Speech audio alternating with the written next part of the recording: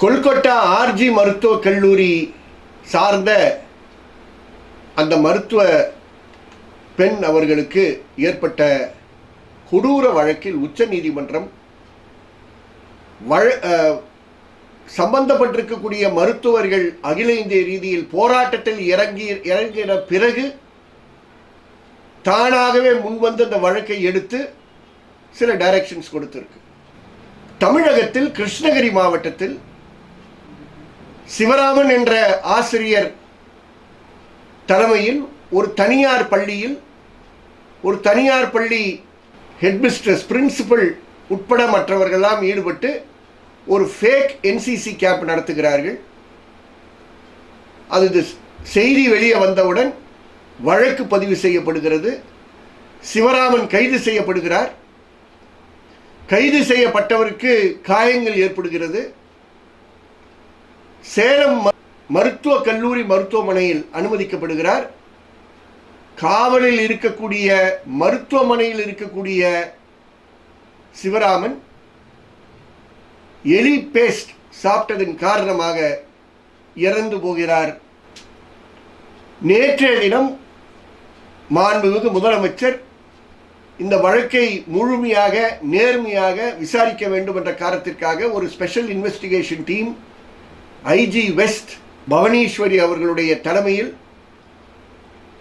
Social welfare செயலர் அவர்கள் இடம்பெறுகின்ற, சைல்ட் சர்வீசஸ் உடைய இயக்குனர் இடம்பெறுகின்ற, கல்வித்துறையை சார்ந்த லதா அம்மையார் அவர்கள் இடம்பெறுகின்ற ஒரு உயர்மட்ட குழுவை நியமித்து 15 நாட்களில் இந்த விசாரணை முடிய வேண்டும். 60 நாட்கள் இன்வெஸ்டிகேஷன் முடிந்து சார்ஜ் ஷீட் ஃபைல் பண்ண வேண்டும் என்று கட்டளையிடுகிறார்.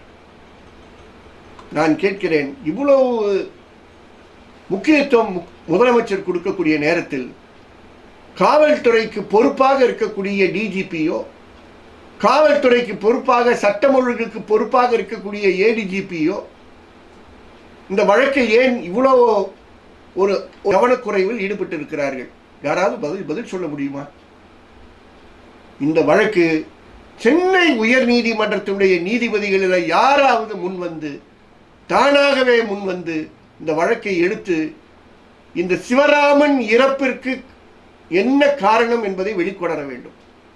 இதுக்கு பின் கண்டிப்பாக ஏதோ ஒரு உண்மையை மறைப்பதற்காக நடந்திருக்கக்கூடிய ஒரு சம்பவமாக எங்களை போன்றவர்களுக்கு தோணுகிறது. கண்டிப்பாக இந்த உயர்மட்ட குழுவில் இருக்கக்கூடிய நபர்கள் மேல் எங்களுக்கு முழு நம்பிக்கை உண்டு. ஆனால் அவர்களுடைய கரங்களை பலப்படுத்த வேண்டும் என்றால், இதில் அரசியல் சாயங்கள் இருக்கக்கூடாது என்றால், சென்னை உயர் நீதிமன்றமும் இந்த ஸ்பெஷல் இன்வெஸ்டிகேஷன் டீமுடன் அவருடைய கரங்களை பலப்படுத்துவதற்கு இருக்க வேண்டும்.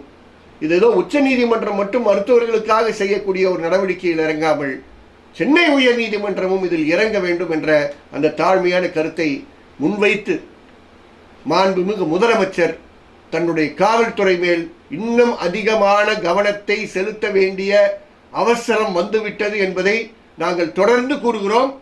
இந்த இறப்பும் அது காவலில் ஏற்பட்டிருக்க இறப்பு, ஒன்றுக்கு பின் ஒன்று நடந்து கொண்டிருக்கக்கூடிய தொடர் இறப்புகள் அவரை விழித்து அவர் வெளிநாட்டுக்கு செல்வதற்கு முன்பு இது சம்பந்தமாக தலையீடு செய்ய வேண்டும் என்பதை நாங்கள் மிக பொறுப்புடன் கேட்கிறோம். ஆளும் கட்சிக்கு ஆதரவாக இருக்கக்கூடிய மற்ற கட்சிகள் மௌனம் சாதிக்க கூடாது, அவர்களும் பேச வேண்டிய நேரம் வந்துவிட்டது என்பதையும் வலியுறுத்த விரும்புகிறோம்.